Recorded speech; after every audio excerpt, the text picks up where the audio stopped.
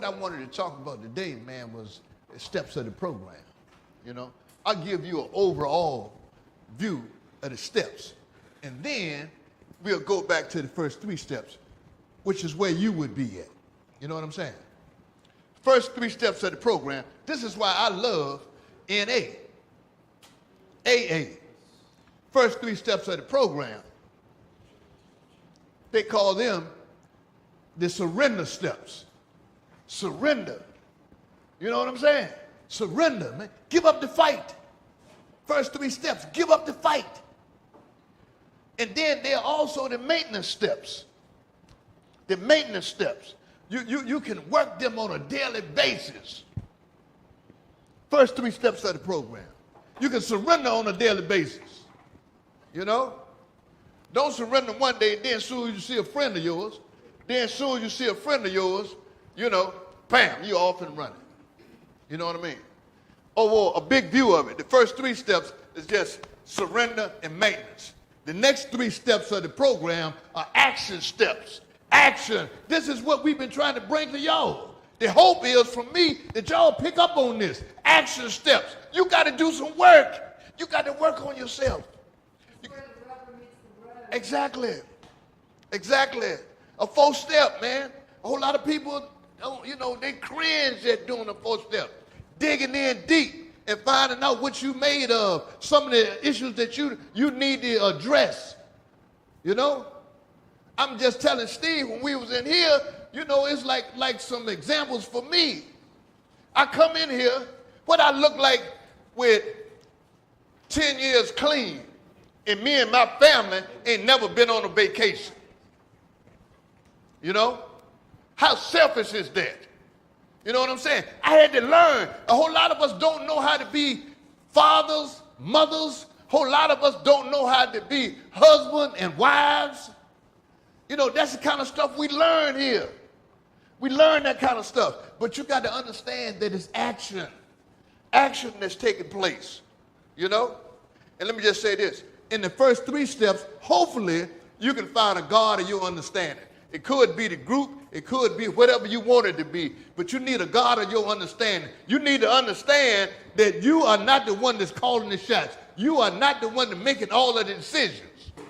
You know? This is an overview of that, man.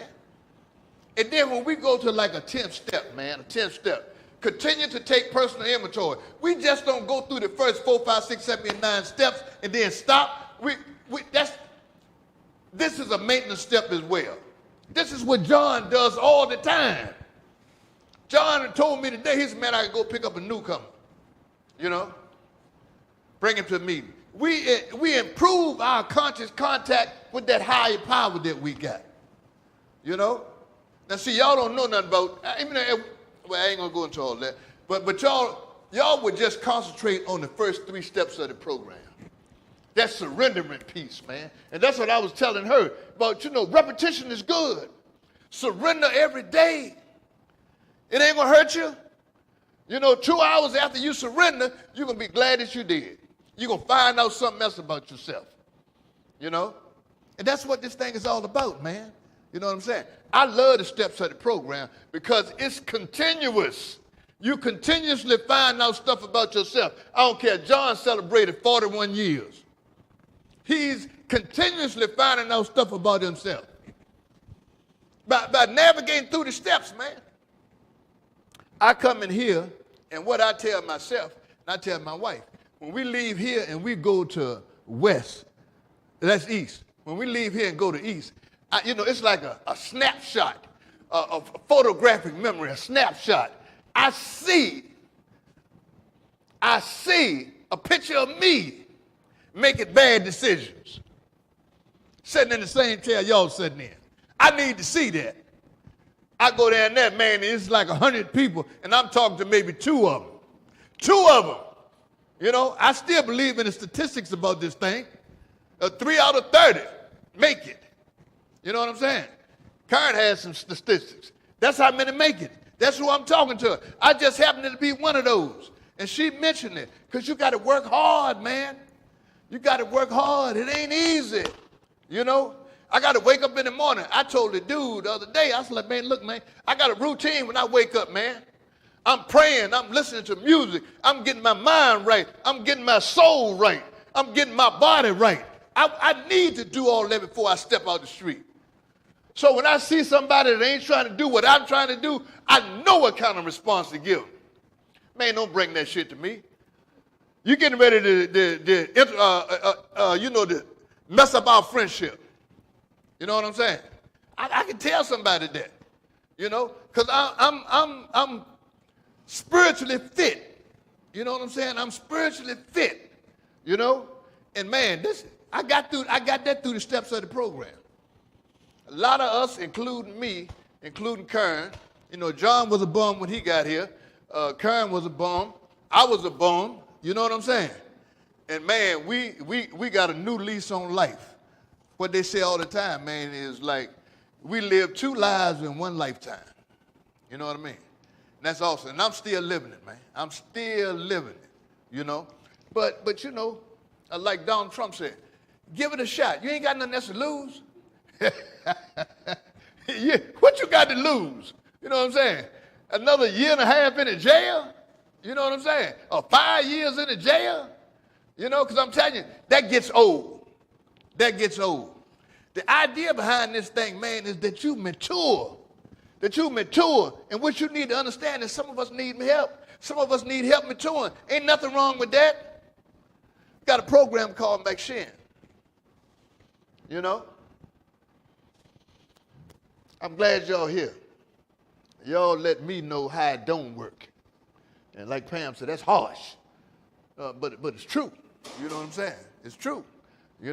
She could have never graduated from college if she was still doing some of the same shit. You know what I'm saying? She had to put that shit to the side.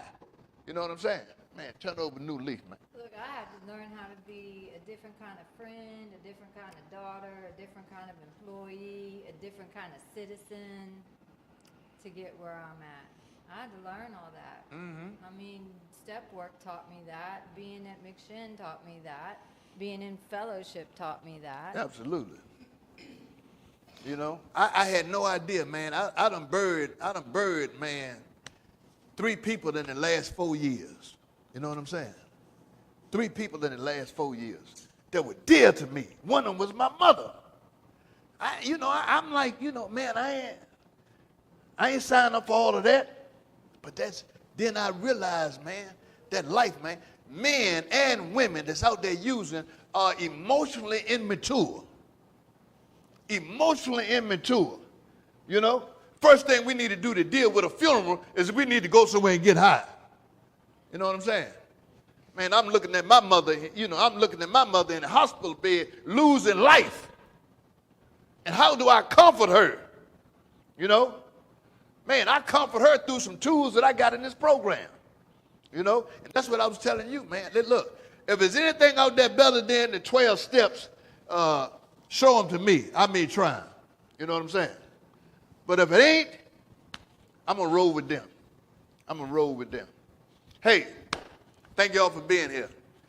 This guy right here in the back, John Shinholser, celebrated 41 years. Did y'all give him a hand last time? Yeah. Well, that was a couple weeks ago. Yeah. I'm working on 42 now, baby. Now. I ain't know if they'd miss it. Hey, but look, before John came into the fellowship, he ain't had no swag. Look at that belt he got on. And look at them shoes he got on and all that, man. John ain't had that kind of swag. I got my wife, man. She buys it out wet. You play today? No, I didn't. You didn't? You playing tomorrow? No, I'm not. I don't know when I'm playing again. Damn, you getting old, boy. I know it, man. Hey, Karen. Hey, gang. Thanks so much for having us in here. Regularly, we appreciate that. I know it ain't easy for y'all to be part of the program. You got to volunteer to do some stuff, right? You sign up for, I guess, a good little bit. Some of you do. I know the green team sticks around a couple years sometimes. So I hope you benefit by doing the work you do here. I hope you benefit us coming. I know you do. I know you all appreciate it. always thank the sheriff, Pam, for us every time we come in and let her know.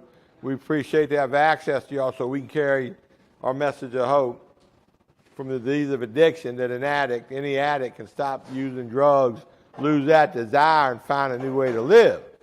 Now, my first 16 months of my recovery, I'm not going to say it was like being in here. I was still in the Marine Corps Infantry, and I was just trying not to go to the brig and get a bad convict discharge. So I behaved, and I went to meetings, and I did everything they suggested. And I think that's a key hit right there. I did everything that was suggested to me. So I hope y'all are doing everything that was suggested to y'all and that the jail suggests. The thing I wasn't sure of was when I got out, how I was going to act. So I was just as stunned as anybody that when I got out, all those suggestions paid off. And instead of automatically going back to my old ways, I automatically chased my recovery when I got out. So I hope when y'all leave here, you'll automatically chase your recovery. That's right. That's I think we get in that habit. We start practicing thinking right. Hopefully our butt will follow us when we get out of here. Now, I was glad that I was in a position to run downtown and pick up a new guy I never met before. I appreciate you getting in the car. Completely stranger to stranger here, man. It takes courage to do that. Didn't your mom ever tell you don't get in the car with an old white man? I mean, come on, man. That's fucked up, man.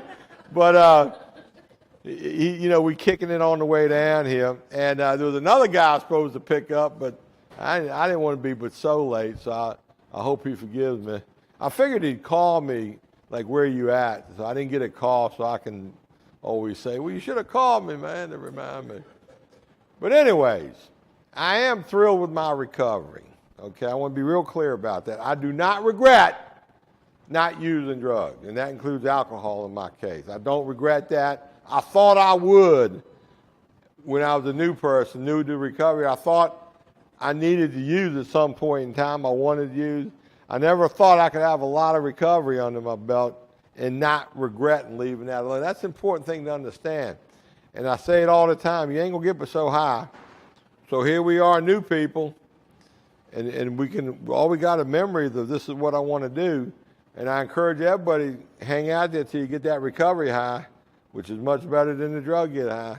Because once you find that little sweet spot, you don't want to go back to that. You follow what I'm saying so far? But I would also say, look, it's your job, your responsibility to find that sweet spot that we talk about in recovery. Once you find that, I would say then you're qualified. If you want to trade that in for this, my street phrase would be, you a dumbass. But I ain't going to do that. I ain't judging, okay? Now, we got a speaker tonight.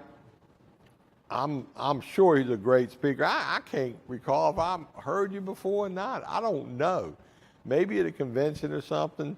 But we got the same barber. And, Matthew does talk about you a lot. Hakim, I guess I do. I don't fucking know, man. Somebody was telling me the other day, your brain only has room for 90 relationships. 90.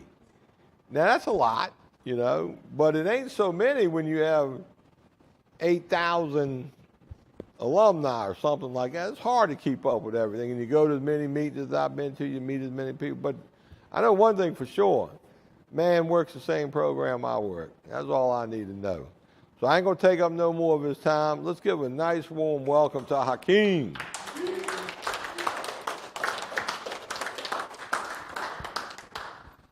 I love you, man. Yeah. How you guys doing? Good. Yeah, I'm Hakim, and I am a grateful recovering addict, right? And I want to thank John and you guys for having me come out to talk to you guys. And it's like, I don't prepare for stuff like this, and I just let the spirit of the moment move me, right? And Marshall, like, opened it up talking about hope. And then Karen was talking about surrender. And then John was talking about that sweet spot of recovery, right? So I like to say that I have gotten to that place in my recovery, that sweet spot, right, to where, like, staying clean makes sense. that like I love the life that I live today, right? See, I didn't look like this 7.5 years ago. I've been clean since March 24th, 2016, right? And when I came into recovery this time, I was real. Look, I'm a thin guy now. Imagine me real thin. It's like, don't turn sideways. You know, you won't see me. So, you know, I've always been a slim guy, but imagine me in full-blown addiction. Yeah, that was me. So I just want to just ask a question to start off with to let you guys like know that like I'm no different from you, right? So how many of you guys in here are married? And because of like your drug use, you've had like problems in your relationship? It's okay, you can raise your hand. Nobody? Okay.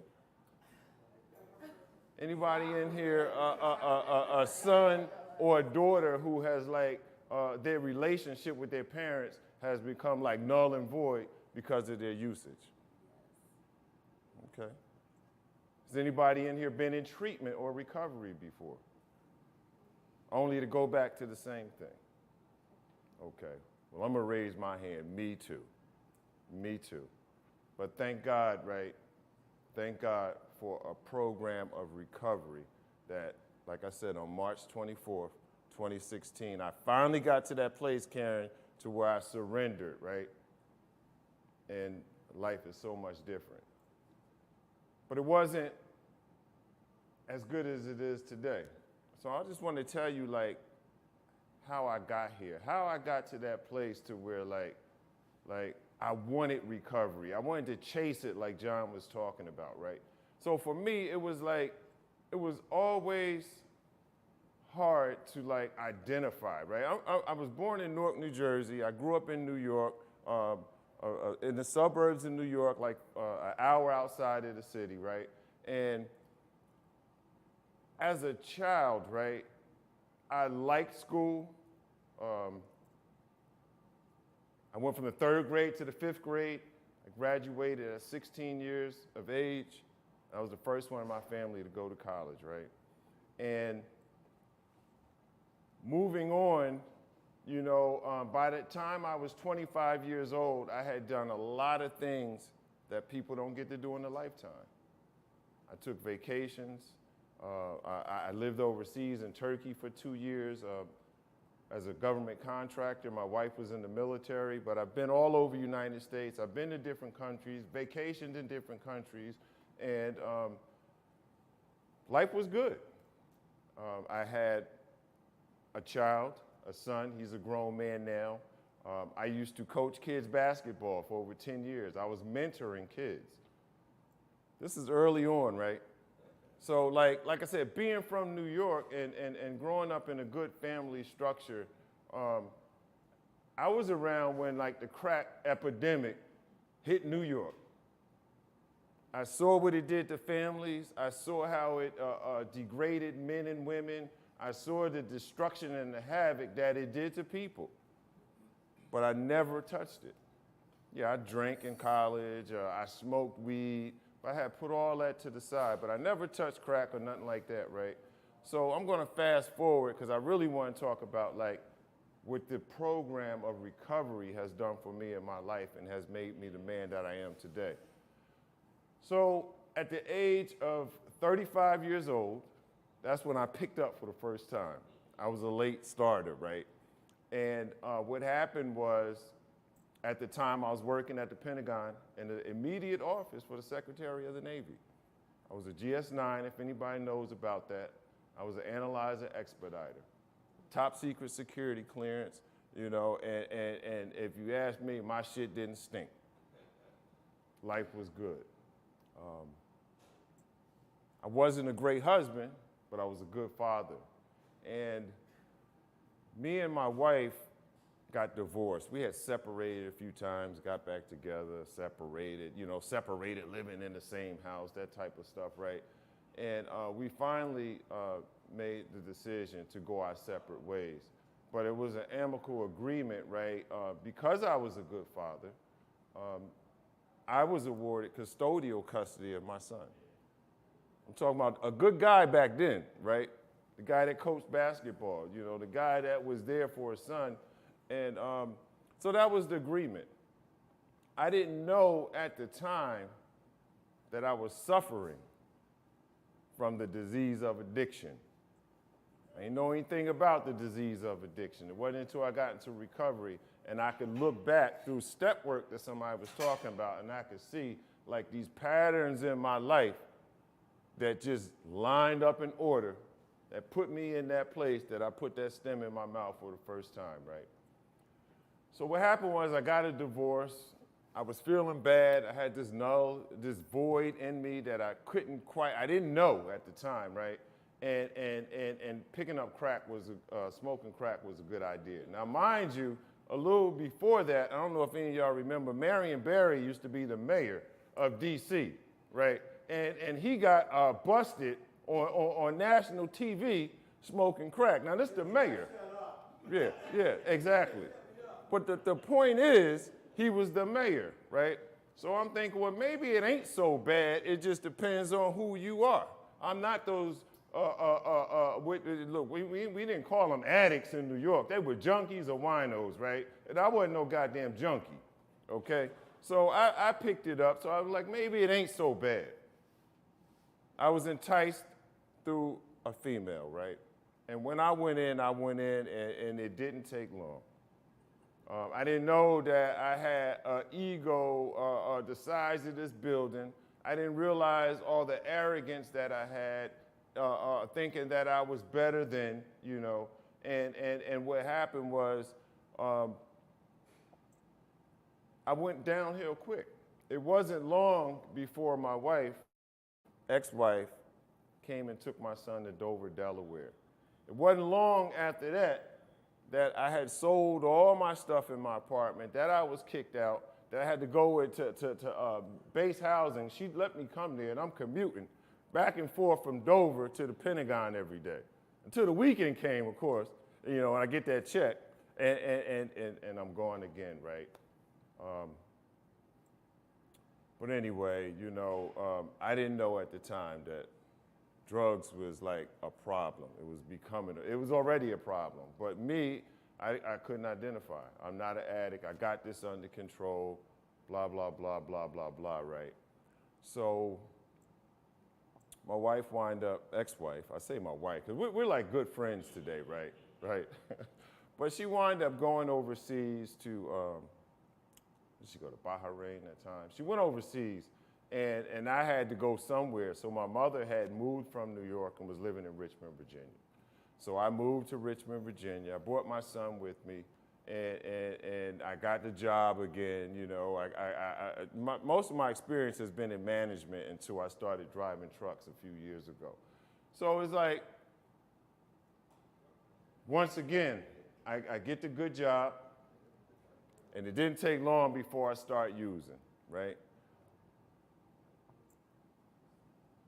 Lose the job, get another good job, lose the job. Now, when I left the Pentagon, right, I quit. I was having a problem, but my arrogance, I was like, I walked away from it. I wasn't going to let them fire me. I wasn't going to get to that point till they saw how bad it really was, even though they were starting to see it. And they had spoke to me a few times, like, what's going on with you? But anyway, getting back to this moving thing, right? My wife went overseas. She came back. And we got married a second time. This was the setup, because technically I still had custodial custody, right? So the only way that she could ensure that her son would be like right there. Now we were in DC, it was different. She was living in base housing, and I'm right down the street in Fort Washington, and she could see him as much as she wanted to, right? But this time she's going to Wright-Patterson Air Force Base. I had cleaned up for a little while. This is on my own. I ain't know anything about no 12-step program. I ain't know anything about AA. I ain't know anything about NA. So she comes home on leave after 6 months. We get married.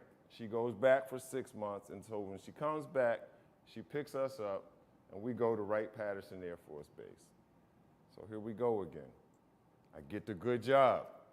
I'm running this big plant, the supervisor of the supervisors, right? So it's like, I clean up and I started using again. But what happened was we weren't there but maybe 3 or 4 days. And she said she didn't want to be married. And that just like ripped me apart. So what's my answer? I go use. An addict could find drugs anywhere. I use. And I start using. And first it's on the low key, but I start doing it. First, it's on the low key, right? And I decide to stay there. And I rent a townhouse. And my son is supposed to come with me at the end of the summer, and we're going to be living near each other again, so we'll both be able to see him. Well, by the end of the summer, I was being evicted out of that townhouse, lost my job, and here I go again. So I'm going to speed this up. I ran back to Richmond, Virginia, right? So I come back to Richmond, Virginia, and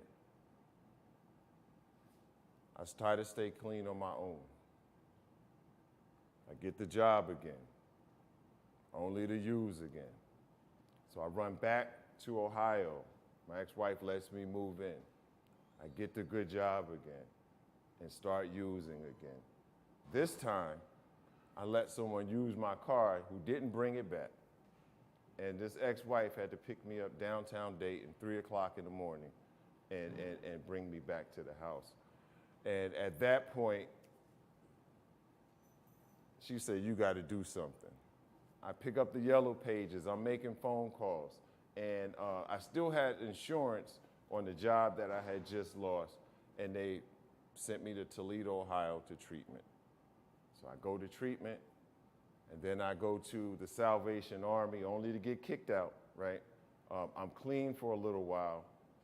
I get the good job again. And I start using again. I'm going somewhere with this, right? I still don't quite know. I went to treatment because I had nowhere else to go, right? I'm still not convinced that I'm an addict. So I'm using, I get the job and I use, and the same thing is like the same vicious cycle over and over and over and over again. So this last time, I come back to Richmond, Virginia, right? I leave my son there. I come back to Richmond, Virginia. I know a little bit about recovery because I was introduced to Narcotics Anonymous when I was in treatment. And I come to Richmond, Virginia again. I come in the rooms again. I tried it once before, but I wasn't convinced, right? And I meet a woman who was fresh out of treatment with like 30 days clean. I got 6 months clean at this point. And we hook up and we start using together. But thank God, that same woman, right, who I used with for 10 years, we married, and that's my wife. And by God's grace and mercy, she's also here in recovery, and we're not the same people we were before, right? So I told that story, right, about how I used, got the job, used, got the job, used, got the job, used. It wasn't until we were married for 10 years, used together, till I got to a place of like desperation that I wanted to do something different, right? I didn't want to live in this world. Too afraid to kill myself, but I'm talking about like spiritually dead on the inside. So when I came back around at the end of the road for me, I was living in a bed bug infested apartment, no lights, no water, none of that, and mad at my wife because she don't want to stay there. Now in this 10-year process, we have been kicked out of at least 5 or 6 rooming houses, lost 4 or 5 different apartments. It's like the same vicious cycle, right? And I was done. So it's like, I could never identify with having a problem with drugs because every time I came in, right, every time I tried to stay clean, y'all were talking about stuff that I couldn't relate to. I heard y'all talking, not y'all, but you know, people talking about abandonment. I heard them talking about molestation. I heard them just talking about a lot of things. And I'm like, well, damn, I didn't grow up like that. Shit, that's not me, But some of y'all who had did some work on yourselves were able to get honest, right, and talk about like some of the things they did in active addiction, like eating out of garbage cans, like and I don't mean to offend anyone with this, but men talking about sleeping with other men to get one more. Not that that's their sexual preference, but that's what they did. Women talking about sleeping with other women to get one more. People talking about robbing and committing crime and stuff like that. And I'm like, that's not me. But let me tell you, that was me. Because every time I went out thinking that I could, I get the job again, I start grooming myself again, I start feeling good and smelling my ass, right? I'm talking about the disease of addiction giving me a little bit of control to think that I got all the control, to find myself in the same place again with no control at all. Right? So I fed my family by hanging out behind Food Lion and taking the spoiled meat or close to spoiled meat that they threw away. That's eating out the garbage can. I'm talking about I'm checking off these yets, right? I'm going in the store stealing steaks and hungry as hell, but don't have the audacity to split one with my wife because the dope man got to get him because I got to get one more, right? I'm talking about, like I said, guys talking about sleeping with other men to get one more. No, I didn't do that. See, but I'm going somewhere with this. But what I did do was put my mouth on another woman's vagina, right, to get one more. I'm just talking about Hakim, right? I'm not talking about when it smell like roses, tastes like honey. I'm talking about the nastiest, foulest, stenchiest vagina that I could put my mouth on. And it wasn't until then, I'm talking about like at the end of the road, like I done some work on myself now, right? That I understand that we all got different stories. We come from different backgrounds, right? So it ain't, I finally started comparing, and it's not what I did or what you did, but it's the feeling behind it. See, pain is pain, degradation is degradation, humiliation is humiliation, and I felt that emptiness in myself till I did not want to live in this world, right? I'm talking about shame and guilt. So when I got here, my mental and spiritual qualities were so far curtailed from my intrinsic nature, right? I'm talking about so far removed from the essence of my original being and a value system that was instilled in me as a child, that at the end of the road, I wasn't even a caricature of what God created. I did not want to live. So before I talk about like what this program did for me or is doing for me, let me tell you about the last time I used. About 15 years ago, I started driving trucks. I took a job in active addiction at a day labor place, riding on the back of a truck, right? I think making like $6.35 an hour at the time. So they hired me. I get the job, and eventually I wind up getting my CDL. They helped me get them. This is an active addiction, right? So I get my CDLs, and at this point, I lost that job. I was in an accident. I'm glad they didn't piss me because I was dirty. But anyway, I move on to another company, right? And I'm working, and it's like I used to pick up trash. Now, I told you at the end of the road, I didn't have no running water, right? So I'm pilfering through dirty uniforms, smelling them to see which one stinks the less to put on to go to work, right? And it's like I said, I'm making good money, but the house ain't seeing it. My wife ain't seeing it. That's get high money. So I go to this place that I used to go to all the time, and I'm sitting there, and we're waiting for the drug dealer to come by, and I put my head down on the table, and I said, I'm tired. Now, what they heard, or what they thought, is that I was tired, right? because I had been at their house the night before till like 2, 3 in the morning, and I got to be to work at 5, and I went to work all day, and here I go again, and I'm tired. But no, I was tired. I really wanted to stop. See, at that point, I knew that my life had become unmanageable. I wanted to stop, but I couldn't stop. I was obsessed. I remember saying years ago, yeah, I can stop when I want, and for all purposes, I did. I told you I stopped on my own sometimes just to get the job again, right? But at this point, I could not stop. So I'm sitting there with my head down, and I say I'm tired, and the drugs finally came, right? And my greedy, self-centered ass, because I got to take the first one, I take this big Rock of Gibraltar blast, and the first thing I thought was, damn, I got to get some more of this. But then it started getting quiet. The bells was ringing. I don't know if anybody identified with them bells, but the bells went off in my head. And I sat there in a stupor long enough I could hear them, come on, Keem, come on, Keem, come on, Keem. I could hear them talking, right? And what happened was, that was like the best hit I ever took. And I'll tell you why. Because in that quiet moment, like I went from wanting some more to not wanting any more, right? Because my body started feeling weird, and I felt life being sucked literally out of my body. And God showed up for me, and this is my story, right?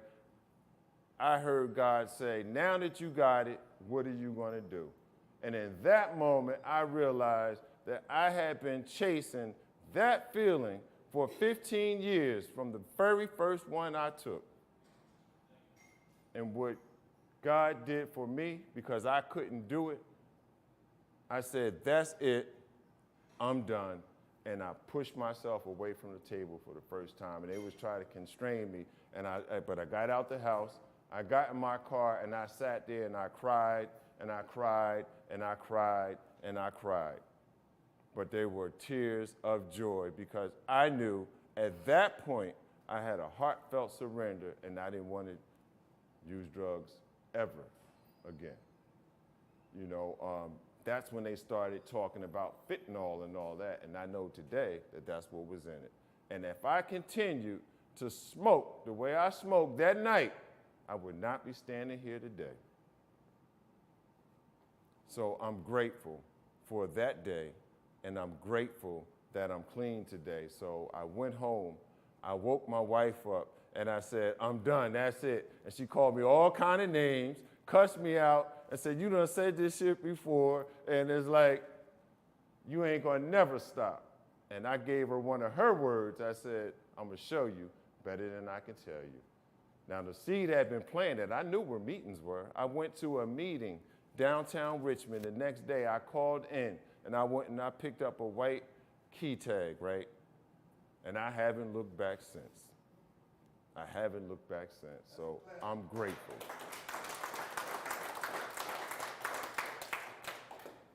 So, we're talking about hope, right? When an addict works a program, puts the drugs down and works a program, lost dreams awaken, and new possibilities arise. I am in the place in my life where there are new possibilities. I never thought that I would be doing what I do today, right? So it's like I have developed a passion for recovery and sharing my experience, strength, and hope that I can stand here and tell you that, look, if you don't want to use again, you don't have to. You don't ever have to use again. You don't ever have to come back to this place. If you just give yourself a break, right? And let recovery, a 12-step program, get a hold of you and take you in a different direction, right? See, in my arrogance, educated, a 3-language speaking self, right? Thinking I know it all, can't nobody tell me. I finally gave myself a break this time. I got a sponsor. I did the things that Marshall was talking about, Karen was talking about it. I said, you know what? I don't want to use again, right? I got me a sponsor. I got involved. I got into service work immediately. I got a home group. I started letting people know me, right? And it has made the difference. But, you know, staying clean, getting clean is one thing. But how do I stay clean? Yeah, I lost the desire. Y'all told me that I could lose the desire, right? I could stop using first. Surrender, you got to stop using. I could lose the desire and find a new way to live. See, I was on the euphoria of just being clean initially because God took that desire. I can't share that I struggled and wanted to use. That last time I used, that was it. So, okay, so I'm clean. I'm as clean as I'm ever going to get. You know, 30 days in, I'm clean. Right? The part that I had to really pay attention to was finding a new way to live. I was the guy who, like I said, think he knows it all, always raising my hand, talking about this, and that. And my favorite like slogan that we throw around in recovery is like nothing changes if nothing changes. And to one of those guys like Marshall who've been around for a while and who had been in this process and who had done a lot of work on them, like didn't want to see me return to active addiction, and they pulled me to the side and said, the same addict will use again. Why am I saying that? Because my story don't have to be your story, right? Because yeah, you getting a break right now, right? Okay, but when you get out, what are you going to do? You're going to be clean, but what about that new way to live? See, a 12-step program and it gives me the opportunity to do something different, right? And John talked about, I think John said it, living two lives in one, you know. But this program, a 12-step program, gives you the opportunity to like rewrite your obituary. I don't know about y'all, but I've been to a couple of funerals, right, where you know how they do. They get up there and they say, oh, he was this, she was that. And you be like, man, they full of shit. There was a no good son. No. They can get up there and tell the truth. Yeah, he had some issues, but that's not who he was. I'm talking about because of a 12-step program with me, building a foundation that Marshall was talking about, finally getting outside of my own way, right? Finally giving, okay, I gave the drugs a break, but I got to give my mind a break. I got to take those suggestions. I got to stay away from people, places, and things, right? So it was easy to do that, but today, or back then anyway, the people is myself. I got to stay away from my own damn thinking because I'll sabotage my recovery and lose everything because I am unwilling to change and to grow spiritually, right? So it's like we say a lot, if you want what we have, then you do what we do. And so that's what I started doing. But John said it, this is a continuous process, right? I got to deal with my self-centeredness from the very beginning and for the rest of my life, right? So if you want what we have, you do what we do. That notion has no expiration date. I got to be willing to listen to others. It's vital. It's vital. See, I don't want to go back to being that wolf in sheep's clothing, the stuff I left out. I said I wasn't a good husband. The dude that, I'm talking about my ex-wife now, right? Okay. But the dude that sleep with his wife's best friend and sleep with her girlfriends and always trying to put my thing where it don't need to be, right? So I finally started doing something different. I got into the step writing process and I hit my first snag in recovery, right? Like right around 9 months clean. I lost my job. That same job that I was, driving the truck, picking up trash, but something was different in me this time. I'm talking about the hope shot. See, I was clean. I lost the job, but I was clean. I was able to pee clean, John, clean, right? By that time, I had a sponsor, and I was able to not think I know it all, to let another man tell me, well, we pick up the pieces, we learn from that, and as a result, you could be a better employee at the next job, right? I separated from my wife briefly because wreckage of the past came up. I'm talking about clean now. Now the old Hakim, without a doubt, without hesitation, would have used, right? Alcohol is a drug. It always started with alcohol with me. You know, every time I came in and I went out, it started with the drink first, right? And then it led me back to my drug of choice. But this time, that didn't happen. So I started seeing the evidence of my own growth. I'm talking about that hope shot that, like, you know what? Okay, I don't have to use again. Y'all told me that. I believe that now. I'm starting to believe in myself that I don't have to use again. But now I'm starting to get a hope shot. I'm talking about that last part to live, that damn, you know what? I could be a better husband too. I could be a better employee. I'm talking about a productive member of society. So I built my foundation. I started practicing like the program of recovery in my daily life to the best of my ability. I'm talking about the hope shot. I asked you, who in here was a father, right? Who in here was a husband or a wife, right? So y'all told me that like I could stop using drugs, lose the desire, and find a new way to live. Okay, but when I look at it and apply it in my life, well, guess what, Hakim? You could stop cheating on your wife, Hakim. You could lose the desire to cheat on your wife, Hakim. You could find a new way to live. I'm talking about the program working on me, doing the work. Today, I am a good husband. That same woman I used with is now my business partner, right? I'm talking about what recovery has done for me. That same son that I put through a whole lot using, and I left out a lot of details where I wasn't feeding him like I used to. I can cook my ass off. Way back then I used to cook, but when I started using, he was getting ramen noodles and cupcakes. That relationship, the shame and the guilt that another man, when she got married again, had to raise him, how it was the relationship was damaged, and now he don't speak to his mother, but me and him are like this, right?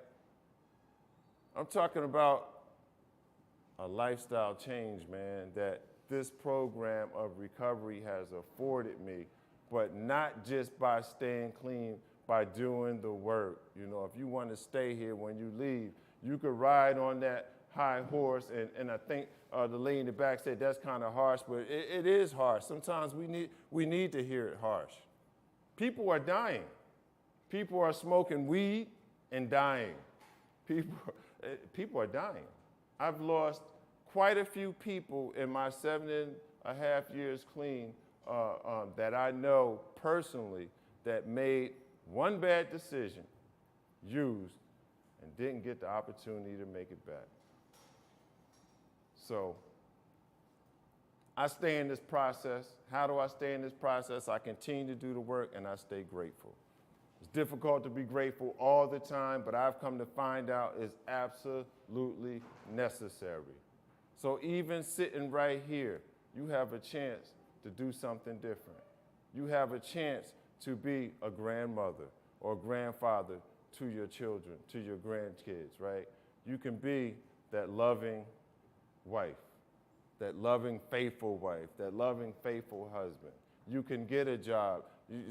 Karen was talking about going back to school. I've seen it. I've witnessed this in other people. And when I see like how their lives transpire, is another hope shot for me that, hey, you know, I could do this.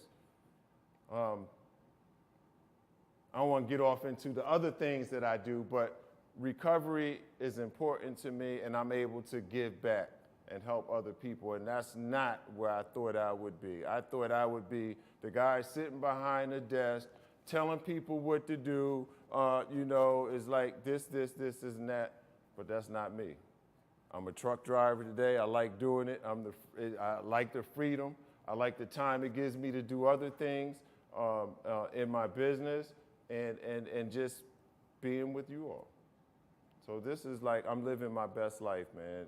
And all of that stuff I talked about, living in Turkey, vacationing in Greece, vacationing in Cyprus, I've been to a real Oktoberfest in Munich.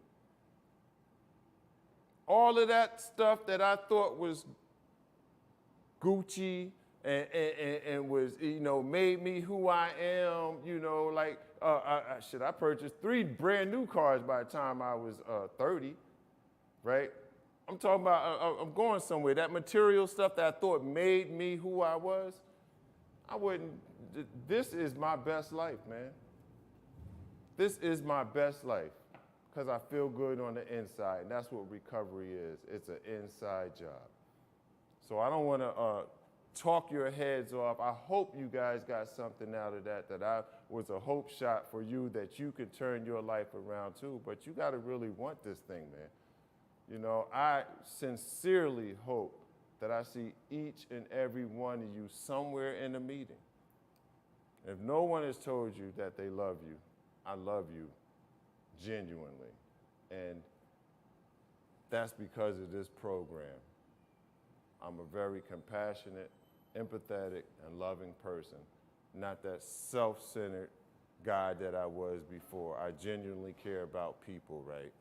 So I hope that you continue in your recovery journey. Like I said, go to a meeting, get in someone's back pocket. It worked for me, right? It could work for you. It's worked in the lives of countless others, but you gotta want it. So I thank you guys for listening to me, and I'm gonna keep doing what I do, and I hope to see you in the meeting. If anyone have any questions, I'll entertain them.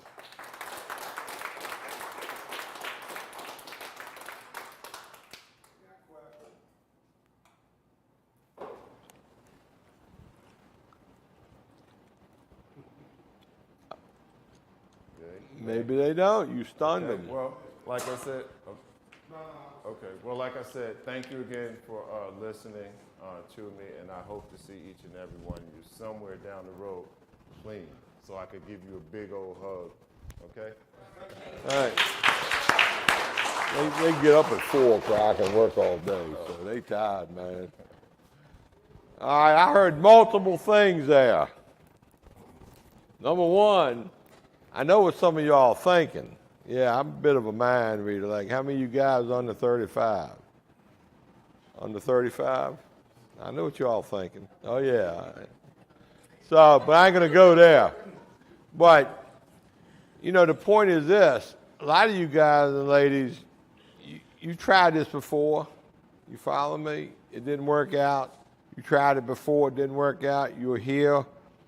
What I heard was be patient, give yourself a break, and maybe, just maybe, if you want a surefire path, worst thing I think you can do is walk up out of here when the time comes and think you got this, especially if you have the disease of addiction.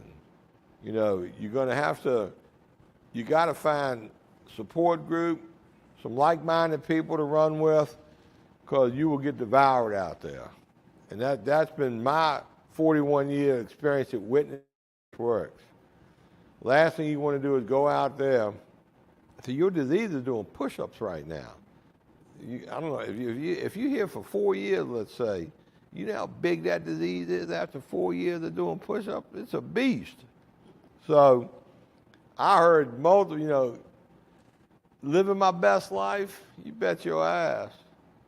I know I'm living my best life. Marshall lived his best life. I'm watching him. I want to be like Marshall when I grow up. I'm looking at it right now. Yeah. I'm looking at that goddamn Mercedes. Is that what you got? That's your wife's car, man. My wife drives a Lexus, so. I'm looking at that Mercedes. Yeah. I'm riding my best. But Hakim touched on something, man, that's prevalent. A lot of times when you see people that are new, they don't know whether they are addict or not. And in the basic text, we don't identify you as an addict. That's something that you got to do on your own. And man, can you think of how many people show up and they still got reservations about whether they're addict or not? They'd have been to jail like 9 times. And each time using was involved in it. You know what I'm saying? It was like, oh man, I don't know this, man. I don't think I'm an addict. You know the best part about being an addict? You got Narcotics Anonymous. You got directions on how to navigate this illness, how to survive, how to recover. That surrender piece opens up the door to directions on how to move forward. And I'm telling you, the directions ain't so bad. They're doable, but the results are incredible. You want that recovery high. You don't want that drug get high, man. And this is progressive.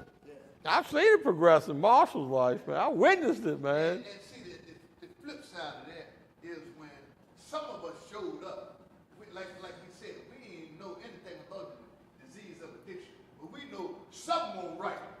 Something's wrong with me. You know what I'm saying? I can take a break for 6 months, and then, the bottom falls out. Go to jail for 15 months. Get out, the bottom falls out. Something ain't right. Something's wrong. You know I can assure you, if you hear our voices, something's wrong with you. Something's All wrong. right? But it don't got to be like that the rest of your life either. That's what my sponsor told me. He Yeah. was like, man, look, when you show up at places like this, the joke is over.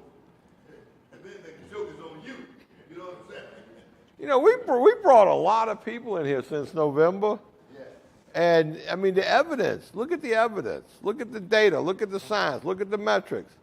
We all had similar experiences, but we've all excelled beyond that, and we usually don't go back. I mean, come on, that's like life with a warranty almost, man. Karen says it all the time. I mean, look at my life just from stop using. Yeah. Just from putting that shit down, you know what I'm saying? I have used, and I started to accumulate some stuff in here and out there, you know what I mean, physically, and all that, And if anybody had told me that, I would have called them a lie. Because for the most part, we all shortchange ourselves. What can you have? What can you have? Man, 2 or 3 cars. You know what I'm saying? Yeah. A house. You know what I'm saying? That's paid for. I mean, what can you have? I want to shortchange myself. And that's for most of us. You know what I'm saying? We shortchange ourselves. You know the difference between drug dependence and drug addiction? Dependence is when, like Hakim's, the first part of his story was dependence. But he crossed that magic line to addiction when everything of value went out the door.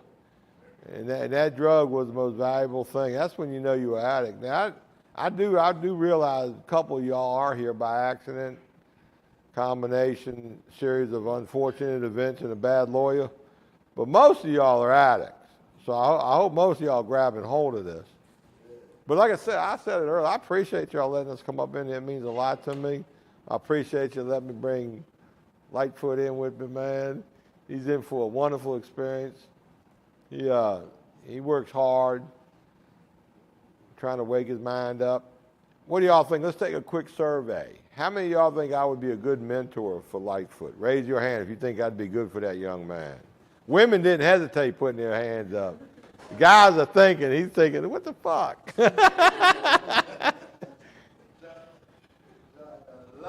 Yeah. Well, there you go. That's a poll we just took. So you think about that a little later, all right? What do you like to eat? What kind of food do you like? I'm hungry. Where do you want to go after this? I'm hungry too. What do you like? You eat anything? Oh, you gonna like me, man. I don't hear good anyway. We gonna eat, but we gonna be talking about you guys and girls while we eat. And y'all be thinking about us when y'all go back up in there. But I ain't gonna eat much because I gotta watch my figure. I go home pooch and my wife gonna go, you cheating son of a bitch. You started Bojangles, didn't you? Anyway, we had enough? Y'all ready to call tonight? Thank you so much, man. We'll see y'all in 2 weeks, all right? All right.